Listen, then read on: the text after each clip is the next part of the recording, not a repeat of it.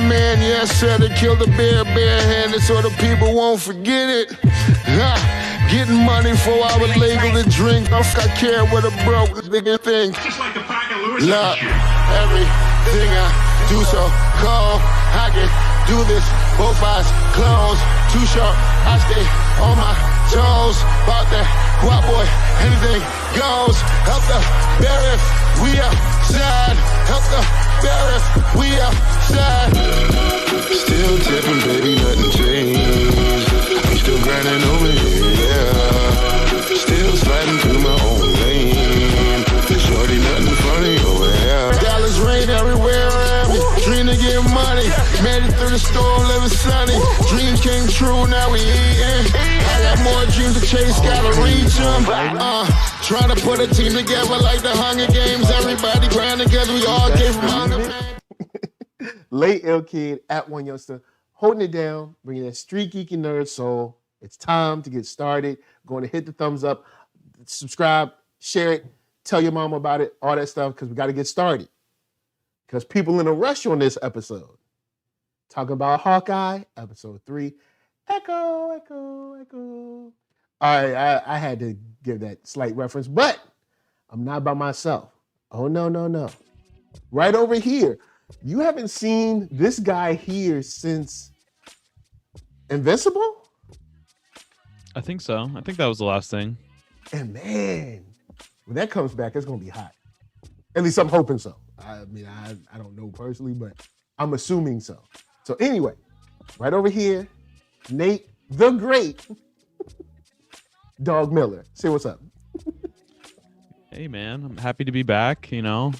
Glad to... chop it up with you, and this is a good show to talk about too, I think. Yes. So I haven't talked to you about this show at all, or the first 2 episodes. How are you feeling about Hawkeye? I'm liking it so far, to be honest with you. Hawkeye is one of the few Marvel comics that I didn't really read his solo runs that much. Like, I'm familiar with him from the Avengers stuff. But a lot of the runs that this is pulling from, I don't know too much about. I am familiar with like Echo and Kingpin and some of the Daredevil stuff, but it's been cool for me to like see, especially since like Clint in the MCU has been just a side character basically in all the movies. It's cool to see him actually be like a main character. I think the action has been really good, especially this last episode. The action was really good. The car chase scene was shot really well. Yeah. I don't know. I like it. It's been fun. I don't really have a lot of complaints, so it's been fun. Cool. So in this episode, I'll throw it to you. What do you want to talk about first in this episode? Because we jump around. You know how we jump around, so what piques your interest that you want to get into first on this one? I mean, my favorite thing of the episode is the chase. Is the like the fight scene leading up to the escape, and then the chase, and like with that finale with the bridge and the Hank Pym arrow is like that's so cool. Like that's gonna be the most memorable thing from the show, I think, probably outside of whatever. He definitely dropped the hammer down on him. Yeah. He was like, just shoot it high up in the air. I got this. Yeah, she's like, okay, sure. When he pulled out the Pym arrow, I was like, hold up, what's he about to do? Yeah, the banter too between the two of them, when his hearing aid is gone, was pretty funny. And them like saying the same things but not at the same time. I think the girl that plays Kate is doing a great job of she's very likable. Oh yeah, definitely. What else? She was in Bumblebee, and she's cool in that. Yeah, I haven't seen that. I know Bumblebee is a little known film. I know it's not the Michael Bay Transformers. Yeah, but it's actually enjoyable. I liked it. I mean, I'm sure it probably is better than the last Transformers movie that I saw. Even Bumblebee, they even got that young Obama in there. So I mean, it's. Oh my God, really? Yo, somebody said it and I can't get it out of my mind now. Somebody was like, "Hey, he looks like a young Obama," and I was like, could he be a young Obama? But the whole fight scene with her, and I mean, we'll get to Echo in a minute, but the whole way she kind of handled him, especially after kind of like taking out the hearing aid, knowing that he was at a disadvantage, was just like really cool. And then of course the silliness of throwing toys at actual bad guys, but it still kind of makes sense because it's like it's whatever's there. Right. It's like look, whatever's here, just throw that. And then of course, I'm not going to smash the charger. I was like, that charger is going to get wrecked. Like the second he said that, I'm like, yeah, I actually expected it to explode some way. So I was like, hey, it's not that bad, you know. Yeah. I mean, it can be fixed. I mean, you know. He's like, I'm not going to smash the charger. I'm like, oh, that charger is done for. But yeah, it was a nice, funny like bit. And speaking of funny, going on to your thing about their banter, there is like this. They gel very well in scenes together, even though Clint is in a situation where he's like, "Yo, man, like I just want to go home." Yeah, one of my other friends said it best. It's very much like a Lethal Weapon scenario where he's the older Danny Glover. Like, I'm too old for this. Yeah, because he's like, I just want to chill with my kids. Yeah, and she kind of gets a look at that when he's talking to his son. You kind of see on her face like, oh, yeah. Like, it's probably more important for him to be doing that than running around and shooting trick arrows. Like, I mean, trick arrows are cool, but, you know. I mean, I think she's always kicking it with your understood the weight. I think she gets it. I think she understands that he misses his family. Mm-hmm. It's all the other stuff that she's still like, when he's saying like there's stuff you have to sacrifice for this, like that stuff is harder for her to see, you know. Yeah, because she doesn't really have the experience to know like, oh, because like right now you're only responsible to yourself. So like you're like sacrifice what? Like, man, it's cool. You get to travel the world and fight aliens and stuff. It's like, no, man, like I got a family and I could die at any time. Like a portal opened up over the city. Like you were there. I mean, he doesn't know she was there, but yeah, I do like how they bonded over this one. And they have a great, it's weird. They fit very well together on this in a way where I'm like, just them hanging out is fun. Like, you can tell he's like, but then he's like, I guess she's cool. Like, he's like, hey, well, all right. You know, it's like, it's because like they would definitely get along naturally, but he doesn't want to be there. So he's like trying to not get along with her, but like they're so similar that he can't help but be like, all right, you're kind of cool. Yeah, he's like, all right, you got some skills, I will admit. And then to her credit, the way she counterbalances him and his kind of like really like, hey, I'm just quiet and I just want to like kind of go through life and my business. She's like, hey, you good? What's going on with your girlfriend? It's like, it's like you're a captive right now. Like, but she's like also giving, relationship advice. She's like, hey, yeah. I mean, you gotta own up to the fact personable. that this was really a gift for yourself. Yeah. It's that was cool cold to see though. that they have different approaches. Like, yeah. He was like, I was trying to clear your name from Ronin. And then you fell through the window, which was also funny. Falling through the window wasn't as funny as the look on his face.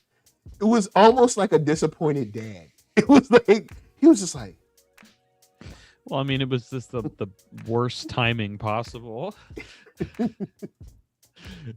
the funny thing, I'm sure in her mind, she was like, I'm doing something. Like, Yeah. Like, I'm going to come in. She's like, it's going to be he's cool. gonna be, yeah, he's gonna be like, man, great job. Like, she would never live that down. I was like, remember that time when you fell through the window? Yeah, right. Yeah. Forever. I'm like, yeah, but you still fell through the window. Like, no matter what, like, I'm like, yeah, but you fell through the window, and then you got caught, and you were riding the horsey with me. It was, yeah, all that. Yeah, I thought it was cool to like intro Echo the way they did too, like starting the episode, giving her, some backstory so we know where she comes from. It sets up a cool kind of parallel as well between her and Kate. Like they both kind of lost their dads at a young age, and they're both kind of trained to be fighters. But then obviously they went different paths. So it was a cool setup that led to. I just thought it was really well done. Like it's nice to see, representation, and to see a deaf actor actually playing Echo's supposed to be a deaf character, and like them executing that well with like the translator and the stuff and like the subtitles when she was in her flashback and stuff like that. I thought it was really good. I'm excited to see kind of how her character develops this season, because they announced she's getting a spin-off show. Wow. Okay, cool. So I'm curious to see how like that could be cool. I'm not mad at that. Yeah, and I also don't know too, like if she's gonna be a good guy or a bad guy in the show too. So it's still like, even though we know she's gonna have a show, it definitely seems like she leans more to bad, because apparently, okay, this is what I got. And guys in the chat, shouts to Geeky Andre, said I felt bad for that charger. It was a reference from the comic. The charger was his in that comic. Okay. But you guys can let me know how you feel. But in my opinion, she leans more to the bad side, because it seemed like her dad was in the game. All right, her dad was in the game some way, somehow, because Ronan had to come see him. And then, and then even the guy, you get a little bit of the line where like her interpreter was like, like your dad cared about the crew first before, whatever shenanigans you're trying to do. So, maybe he was more of like a Dominic Toretto, where he's like, it's all about family. You know what I'm saying? Like he was stealing DVDs, but he still cared about family. But I don't think you should die over DVDs. So maybe he was doing more than that, but hopefully. Yeah. Ronan was like, Ronan was like, you didn't return your library book. if we're going with the theory that the uncle is Kingpin, then I would assume that if he's working with Kingpin, he's doing a little bit more than just selling DVDs. Yeah, just a little bit more. But to your point about the flashback was not only done well, but it was a great amount. Like, we didn't over flashback the episode where it was just like, man, look, I want to get into, like, they got captured. I want to find out what's going on with that. But then we now know enough to see where Echo stands. Yeah, so the pacing was good. Definitely. And to see kind of how she breaks down communication with body language and stuff throughout her life actually helped a lot as well too. So that was cool. Shouts out to people that have young children that are trying to learn, sign language and stuff. Because when he said like, I'm hungry, I want cookie or whatever, that's about all I know in sign language. I know like, hello, thank you, I don't know. I mean, it makes sense. You look well. As an international espionage agent, that he would have like some semblance of like training in how to like survive if he had to with ASL. But yeah, when he said the thing about the cookie, I was like, that's perfect. That's actually perfect, because I feel like she would hit me with that and I would be like, hello, friends. He's like, this like that. That's it. I thought it was. I mean, She'd be like, I'm not your friend. Right. Yeah. I like the little touch of like not giving her subtitles when she was signing. Yeah. I like that. Because it almost makes it similar to, and somebody made a comment about this way back when dealing with, I'll just say dealing with a certain movie that has aliens in it and people that are fighting wars in stars. I'll say that because I don't want to bring up those movies because I know people feel certain ways about them. But they were saying, especially in the first episode, when those aliens were speaking, either not subtitle them or only subtitle them in certain situations when they're around one another or something like that. So it's always, it comes out more menacing. Even if she's saying something nice, I'm like, oh man, like she might want to kill me. Yeah. Like, Because you don't know what they're saying. Yeah. Yeah, you have no idea, and you're tied up, and there's a whole bunch of guys with guns, so you're assuming it's not a happy statement. So I like that, and the way they handled her interpreter when dealing with kind of the difference between talking to Clint and talking to Kate as well. Because he had his little like Dudder Man moment where he had to pull her back, like Nino. He was like, come on, because she was not happy, and she might have killed Kate. Like I feel like Echo's on the edge, sort of rightfully so, maybe, but then Yeah. I mean, it's weird because on one hand, I feel for her. I'm like, yo, man, look, you deserve your revenge. But then I'm like, yo, he lived by the sword, though. Like, the game.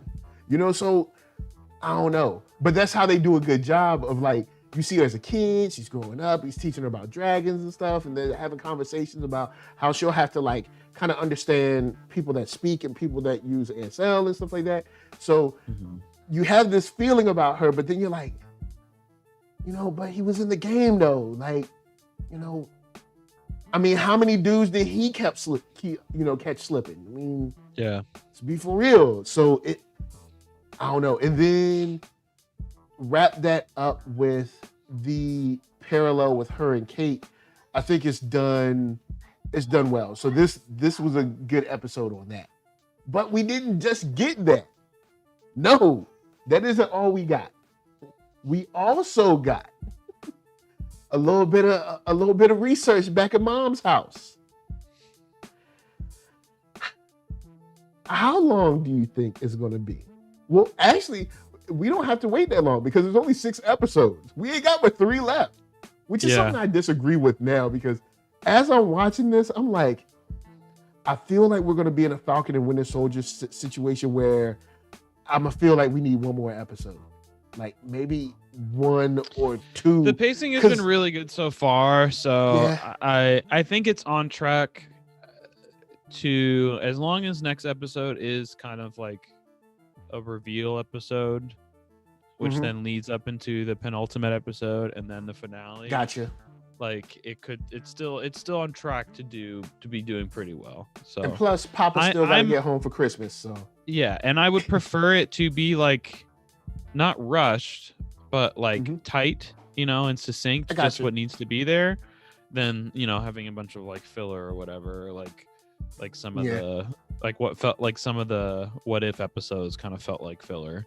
All right, or like a really long epilogue or something like that. So right, yeah, gotcha. Yeah. I think, and I mean, there's also a lot of upcoming stuff to set up that this might be involved in some way. Like there's the spin-off show. And then I think, isn't there another ground hero that's getting a show? I know, what's who is what's the Lady next Hulk? show? What's She-Hulk has a show.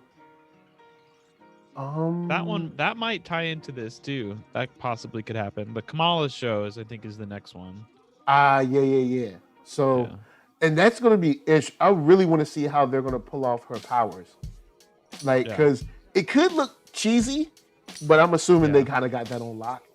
Yeah, I mean, I would assume that they had thought of that like first thing when they decided they want to use her, but I don't know. They could also just like completely change her powers too. Is a very real possibility. Like Kamala is she's still kind of a new character in the grand scheme of things, so like.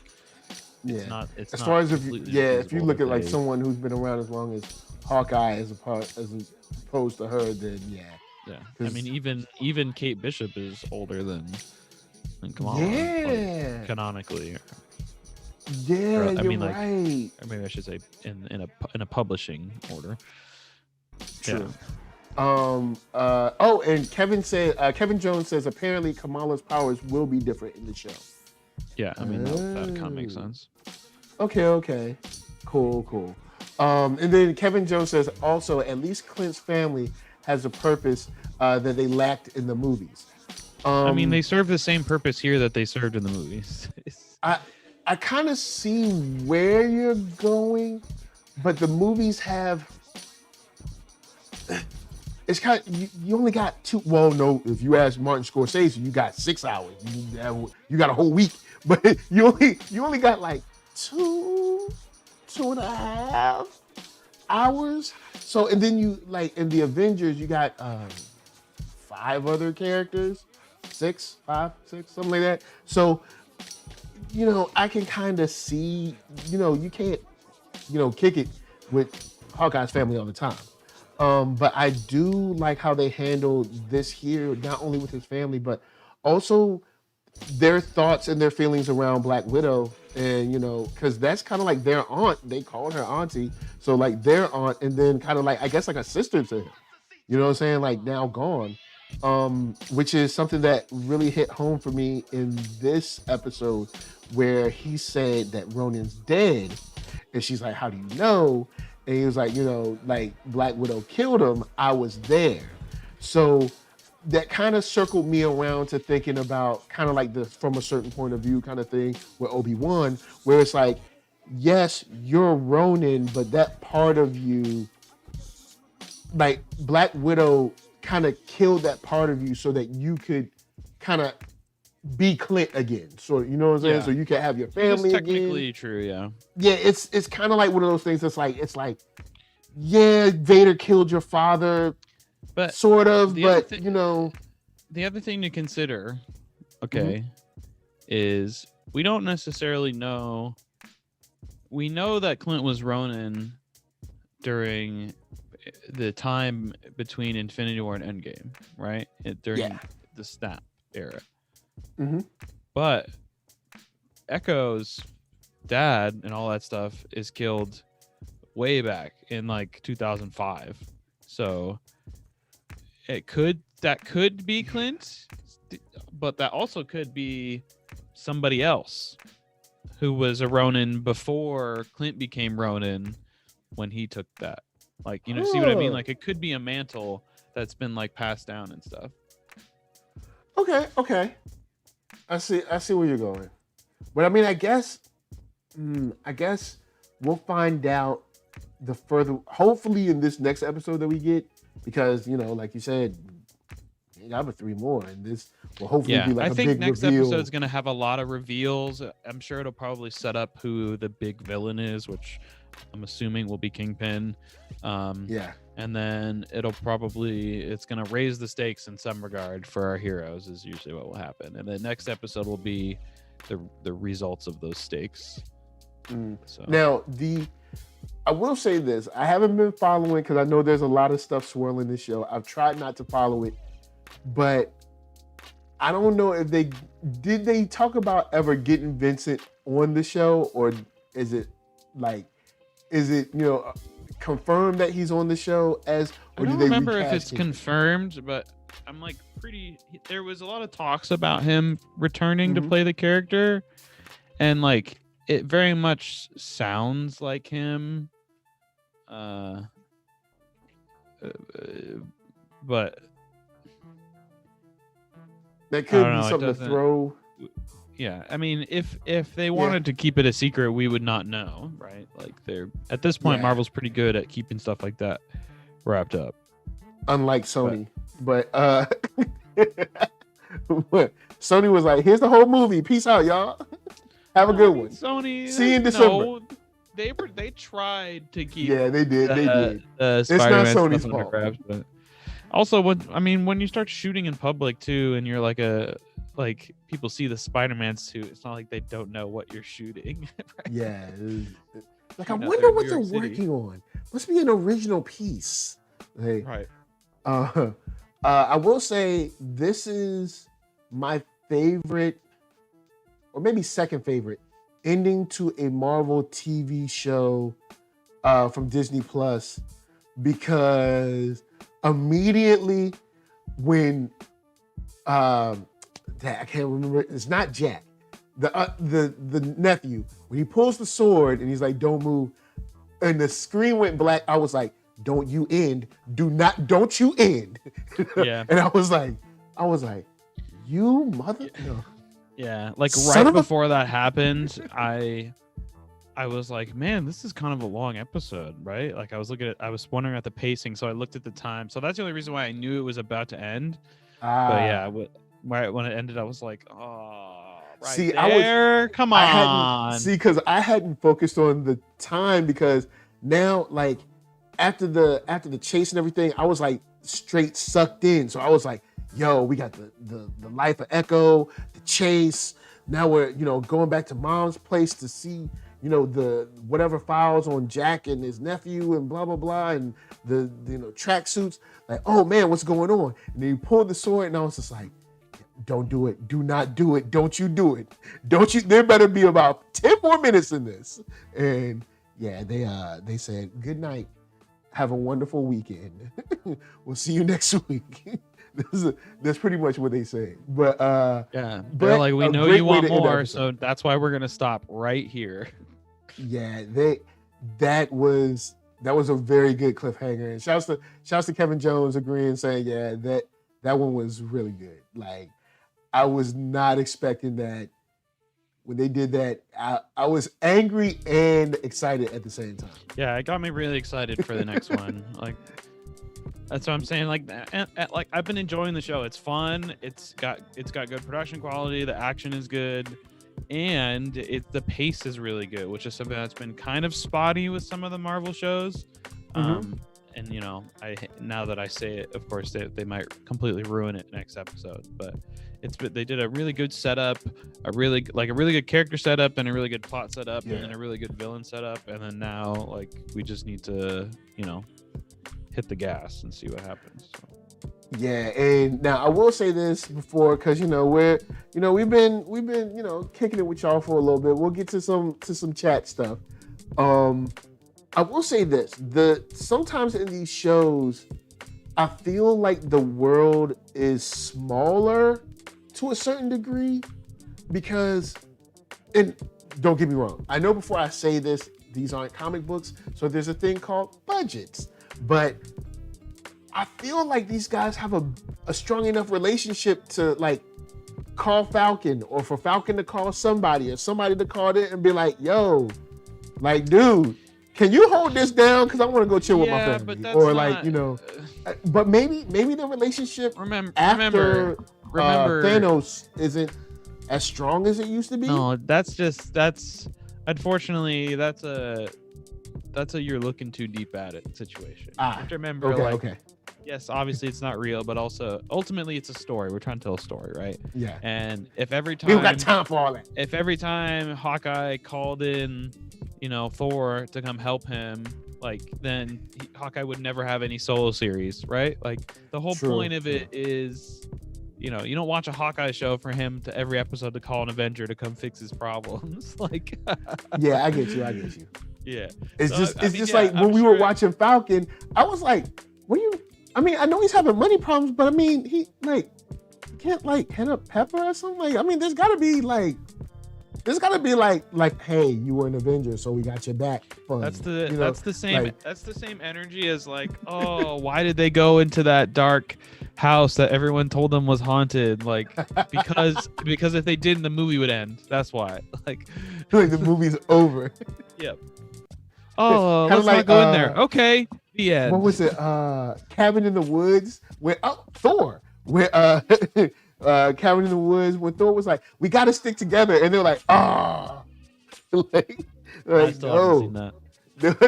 there's this situation where basically they set up this house so they can kind of like, kill people and have sacrifices or whatever. But the house is made so to kind of like separate people like a scary movie would. And Chris Hemsworth's character is like, we got to stick together. And everybody that wants them to like separate is like, because it's like, no, we want y'all to split up. We need you to split up. Like you're stronger when you're, it's like, all right, guys, super scary in here. Tons of people already died. It's the third act of the movie. Let's all split up. Like no. And at least groups of three. Like two or three, you can watch each other's back or something. Don't go alone. And then, I mean, I think what was cool about this episode was seeing Clint break out and like take down all those dudes in the warehouse and like see what he is capable of on his own, against non-supers, right? Like, I think that's pretty cool because for most of the movies, he hasn't really gotten too many opportunities to do that. Yeah, because let's see, first Avengers, he had a whole bunch of Chitauri, which he didn't really do hand to hand, but he handled them with the arrows. He was mind controlled for half the movie too. Yeah, and he was mind controlled. Yeah. So at the end, he kind of fought Chitauri, but he wasn't hand to hand. But he did get his arrow on, so he was good. Then the second one, he got a little bit more, but it was more kind of like, still kind of his arrow. He didn't get to do a lot of hand-to-hand combat like here. So it does remind you that, hey, this guy was already like, I don't know, Spec Ops or something, before we met him. We get a little bit more of a flashback onto his like history and stuff, like even if it's just like kind of a short one like we got with Echo. Because we don't know a lot about, from a strictly MCU perspective, we don't know a lot about his history.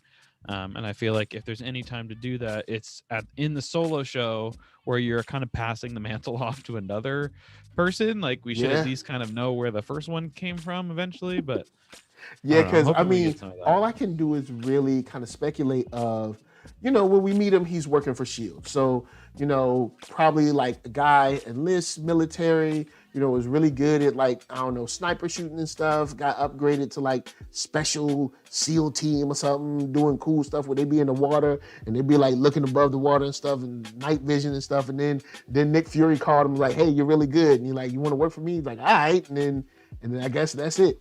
But that's the quick version. This official MCU version. You can look that up. Like, but all right. So, shouts to the chat. ZSB Lou says the actress that plays Echo has a prosthetic leg in real life. Oh, didn't know that. I thought that was something that they put in, like like in post or something like that. So, all right, that's cool. That's cool for representation, but you know what I mean. ZSB Lou also says the emotion in Haley Steinfeld's eye when she's translating the conversation between Clint and the kid broke my heart. How she was able to convey such emotion in simple facial expressions blew my mind. Yeah, she's got skills. She's got skills. I'll give her that. Like, I've liked her in. I've seen her in Bumblebee. There was something else I saw her in, and now this, and I've liked her in all this stuff. So she's solid for me. Jenna James says the Pym arrow is a shout out to the comics. Everyone always wondered how Clint had an endless supply of arrows. It was revealed that Tony designed his trick arrows and Hank Pym particles were used to shrink an enormous amount for him to have. Oh, didn't know that. See? Yeah, I mean that's one of those things where it just kind of happens and then you just like let it go. and then they come up with a reason of why it happens after the fact. But that's cool. I mean, it's cool. You could literally have like 2,000 arrows, just like put them in your back pocket. You need to just like, hit them with the I don't know, Pim juice or something. There's also that there's that time that that Ant-Man and Hawkeye teamed up and he shot him when he was on the arrow too. So I think it was kind of also like a callback to that. But cool. Let's see. Kevin Jones says this series gives Clint a chance to shine and show his skills, especially when it comes to and I know it's like cool on the fighting side, but his struggle to try to, I guess, what seems to kind of like stay somewhat of a normal dad. I mean, I know that's normal dad. I mean, you're like jet setting and fighting aliens and super robots, but his struggle to try to remain a normal dad is something that it really hits home, like how far they're going to try to make these characters seem like they live in a real world. Because in the comics, you don't really ask about family in the comics. You just be like, look, hey, he's fighting, don't ask. But also specifically, like he just lost his family too, right? And then suddenly got them back. So it's kind of like a second chance thing for him too. Like, sure. Yeah. Like, I wasn't necessarily able to be around that much because I was off doing whatever, saving the world. But now that you guys are back, like, I'm done. I'm not gonna do this stuff anymore. I just want to spend time with you guys. But of course, he gets caught in this situation.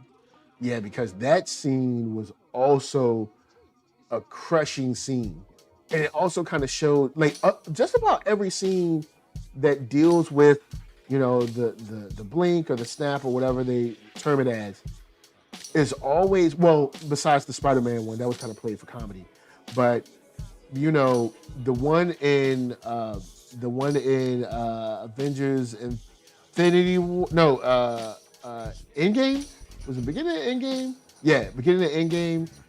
The one in the show in WandaVision, there's always this feeling of like, this is crazy. Like to experience this. I mean, they kind of mentioned it in passing in Shang-Chi, but it's crazy. Like, that's crazy and crushing to be kicking it with your family, literally turn around and nobody's there. Mm-hmm. And you're just like, I mean, I guess with his information being like, okay, well, if they're all gone, then this is apparently something I need to call S.H.I.E.L.D. about, because this is not, this is not normal. You know what I'm saying? But just like, having Monica wake up and like, your mom's gone. That's it. Or, I mean, not really wake up, like come back and be like, hey, your mom's gone. This is it. There's nothing else. There's no resolution for you. She's just gone. And to you, it was like 3 seconds ago, and for us, it was 5 years. So yeah, that's kind of cool. Now, I will pose this question to you. ZSB Lou asks, who do we got? Hawkeye or Oliver Queen? Oh man. I don't know, to be honest. I don't know. I part of the reason why I never really read a lot of Hawkeye is because the only real DC stuff that I ever read was Green Lantern and Green Arrow stuff. So for me, it was kind of like, all right, I already did this. They're different, but they are, they're very similar. I don't know. I would probably say Oliver Queen, honestly, because he's a little bit more. It's just because he's independent. Hawkeye usually works either for an organization or for the Avengers or something like. Okay. At least in my experience, I got you. I'll go. You know what? They both. Okay, we'll do this. Both of them have comic books, but they both have TV shows. And since we're talking about the Hawkeye TV show, we'll go show for show and just.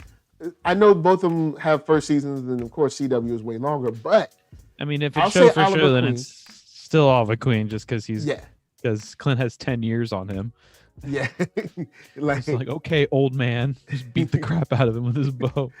So I'll give it to Oliver Queen because Oliver Queen 1 had a better base of operations. Unless you want to count Avengers, which really isn't his, it's like everybody's. So he has a better base of operations, even though it seems like everybody can just walk in there, but just let that go. And he also has better training montages than Clint. Like, remember when Oliver, like season 1 and 2, when he be training, he just be in there, sweat glistening, and he'd be like doing pull-ups and stuff. We don't see Clint doing that. All right, too old for that. He can't be doing pull-ups all day. He got kids, all right? You can't look. You remember that, huh? He can kill people, but he can't be doing pull-ups. All right, it's just like, like you got to pick one or the other. You want to do pull-ups or you want me to win the fight? It's just like, look, I'm tired. So so Oliver Queen has better workout montages, and I don't know. I would say I would probably put their well.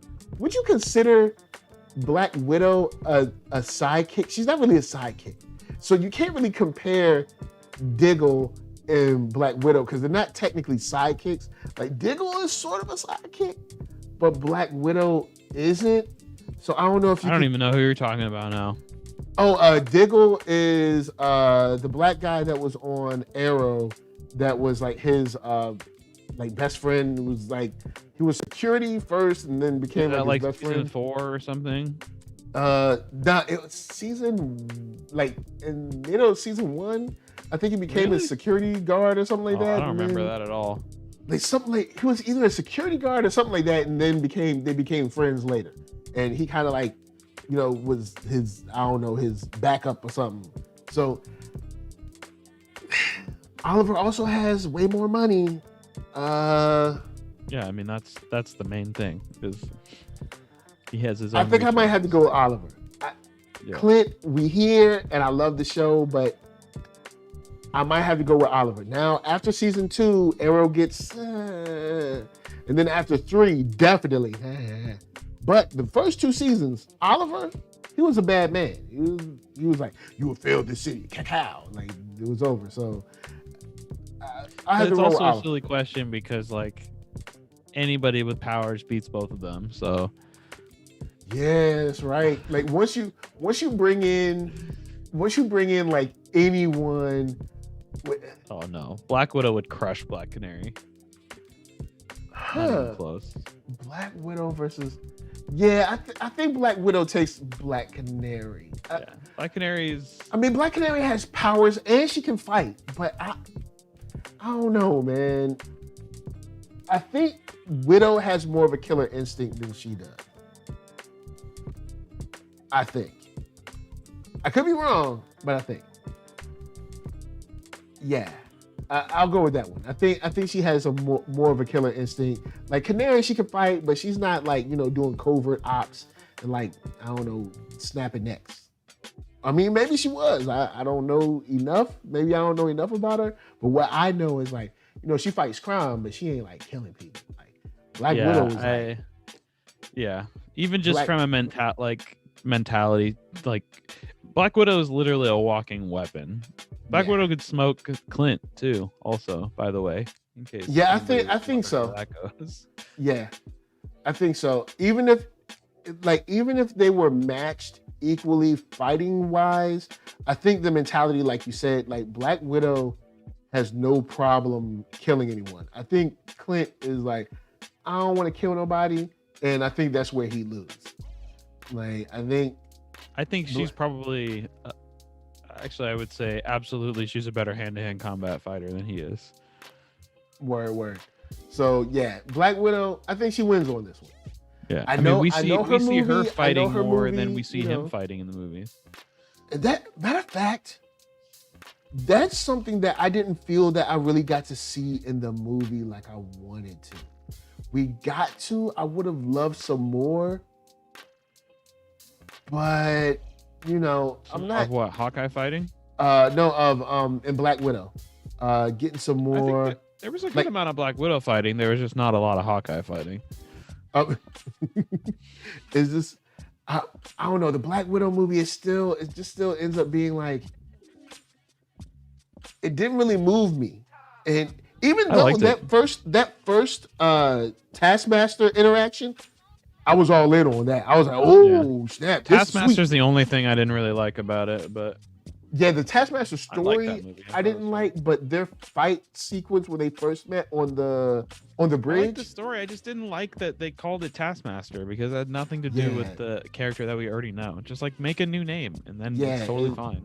That was just essentially kind of like a Terminator, sort of, to a certain degree.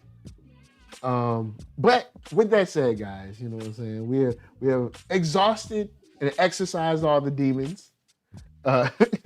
Is there anything you want to cover real quick, Nate? No, not really. I think we did a good job. You know, I said it before, but especially with the ending of this one, like I am excited to see how they wrap this up. I've been ever since, especially the end of Loki, like I've been very excited for the next phase of Marvel and what's going to come. And so like everything kind of, they do a good job of feeding everything at least a little bit into the grander picture of what's to come. And so I think this will be also part of that. You know, they're definitely going to do a Young Avengers series, like they have to. So it's cool to get to know Kate outside of that first, because she will probably be our way in of assembling some type of team or something. But yeah, Yelena too also is supposed to be in this, and we haven't seen her yet, so I'm assuming we see her next episode. Yeah, so I'm just excited, man. I'm glad that there's a good show. I'm glad that it's their like 50-minute episode, which is cool too. It feels like a good length. So yeah, man, I'm just having fun. Because Elaine came to her and dropped dimes, so you know. Yeah, I mean Rick Flag. I mean, that also looks like they might do like a Dark Avengers thing, but I don't know. They could go in so many different directions right now, which is pretty cool. But and speaking of the end of Loki might lead us into the area where I usually say like comics is convoluted. The end of Loki could lead us into some weird spaces where it's like you thought it's about to get weird because like now that's the best. Now it's anything's fair game to a certain degree. Yeah, I mean, the thing that people like about comics is not necessarily the established baseline origins and stories, right? It's the experimentation with those once you set those. Like once we've reached a point of now where most of the Avengers are household names. You know, most people are familiar, at least cursory, with Iron Man, with Captain America, with Thor, right? So now that you have that, now you have more freedom to do more weirder stuff and have people still kind of buy in. And so that's where the exciting things happen. Like, especially like with this new Spider-Man movie, assuming it doesn't suck, which I find very unlikely. I doubt it. This is going to be kind of our bridge into seeing, because the idea of a multiverse and stuff, it gives you a ton of options for you know, recasting people, for doing one-off plot lines. Like, you know, we could get a Captain America movie that has a completely different cast, and it's just a one-off movie, and he dies at the end or whatever, and it's like super dramatic, you know, and that can still technically be canon because it's in a different dimension. It's in a different like reality or whatever. Like, so there's a lot of you know possibilities and stuff that they've opened. So I'm excited to see what happens. All right, this will be my last thing. I want to ask you what you think, because I was thinking about this on the last episode that I talked about. All right, so we got Hawkeye here, we got Kate here. What if, or how would you like Clint to be kind of like the Nick Fury for the Young Avengers? Like, you know, like he's like, hey, this is my day job. You know, I coach y'all, I give y'all some training, some skills, but I'm not gonna go out there with y'all. You know, give y'all I think training. What's gonna happen is that they're going to like fake out that he's gonna die, and then he doesn't really die, and then he's going to retire and just sit on his farm and raise his kids. And it's not a bad life though. No, it's not a bad life, especially with what he's done. Like, he's definitely earned the ability to retire, you know, and like relax. So I think part of this series ending is going to be him passing off the bow and being like, all right, I'm done for real. I'm out. You got this. You know, Don't ask me for nothing. Right? Yeah. Call me if you need to vent or something, but like I'm not leaving my house. Also, too, just from a business standpoint, like there's no way that they keep Renner on and like make him another reoccurring character for multiple series. Like that would just cost so much money. Yeah, I get you. They will probably either use Samuel L. Jackson until he dies, or like do some type of clone plot line or something like that. I remember the original Nick Fury too was pretty old also, so like it is totally feasible for them to just use him for another 5 or 6 years, even though he is like 70 now. Old Samuel Jackson. Yeah, like Samuel Jackson is not a spring chicken. I mean, but he looks great for his age. Yeah, he's 72. So I mean, wow. I think maybe at least they get another 8 years at most, but I think old Nick Fury works because like it's not like he's doing action or anything. Yeah, maybe shoot somebody every now and then, but that's it. Yeah, maybe we'll get some time traveling, and then we'll have a young black Nick Fury come back from the past to the future or something. Like, who knows? All right, cool. So, guys, with that said, we are out. Nate, where can they find you? Guys, you can find me everywhere at Dog Like Nate. That's dog with 2 G's. Twitter, Instagram, all that stuff. Come check me out. Word up, word up, word up. And shout out to the chat. Jenna James, Geeky Andre, Kevin Jones, ZSB Lou, a whole bunch of folks. If I missed you, it's not on purpose. You got little names on the screen. All right, so NERDSoul, Facebook, Instagram, Twitter, all them places, hit that thumbs up. Like what you seeing, thumbs down if you don't, and then just be like, share it and be like, I hate this. Or you can share it and be like, hey man, I really like this. Don't forget to subscribe and all that stuff, because the algorithm does stuff. You got to do things for it. Look, YouTube says you got to do it. Look, it's what it is. So, podcast for listeners, Spotify for that music. And until next week at a more regular time, Saturday at noon, from us to you, we're saying thank you for watching and peace. Yeah. And we've got some Parker Lewis right about now. Yeah. I'm the man, yes sir, that killed the bear barehanded so the people won't forget it. Getting money for I was legal to drink. I care what a broke nigga think. Just like the Parker Lewis. Look, everything I do so cold. I can do this, both eyes closed. Too short, I stay on my toes. About that guap boy, anything goes. Help the bear if we outside. Help the bear if we outside. Still tipping, baby, nothing changed. I'm still grinding over here, yeah. Still sliding through my own lane. Shorty, nothing funny over here. Dallas rain everywhere around me. Dream to get money. Made it through the storm, living sunny. Dreams came true, now we eating. I got more dreams to chase, gotta reach them. Trying to put a team together like the Hunger Games. Everybody grinding cause we all came from Hunger.